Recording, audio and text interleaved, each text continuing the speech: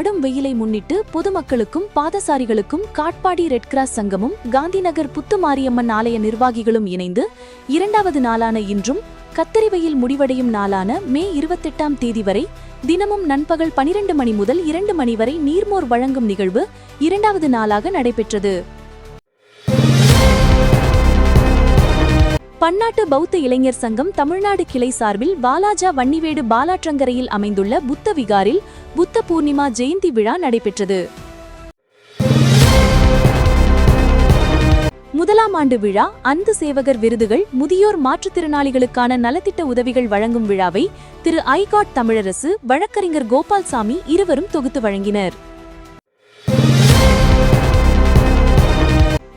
பாவேந்தர் பாரதிதாசன் பற்றிய 3வது சொற்பொழிவான இதில் புரட்சி கவிஞர் பாவேந்தர் வாழ்வில் திருச்சிராப்பள்ளி என்ற தலைப்பில் மாநில அரசின் பாவேந்தர் விருது பெற்ற செந்தலை ந. கௌதமன் சிறப்புரையாற்றினார். திருச்சிராப்பள்ளி தமிழ்ச்சங்கத்தில் அகிலம் வெல்வோம் அறக்கட்டளையின் முதலாம் ஆண்டு விழா, அன்பு சேவகர் விருது வழங்கும் விழா மற்றும் நலத்திட்ட உதவிகள் வழங்கும் விழா என முப்பெரும் விழாவாக சிறப்பாக நடைபெற்றது. செய்யாறு அரசு ஆண்கள் மேல்நிலைப் பள்ளியில் நடைபெற்ற திருக்குறள் திருப்பணிகள் திட்டத்தின் கீழ் நடைபெற்ற 30வது வார திருக்குறள் பயிற்சி மற்றும் நிறைவு விழா நேற்று நடைபெற்றது.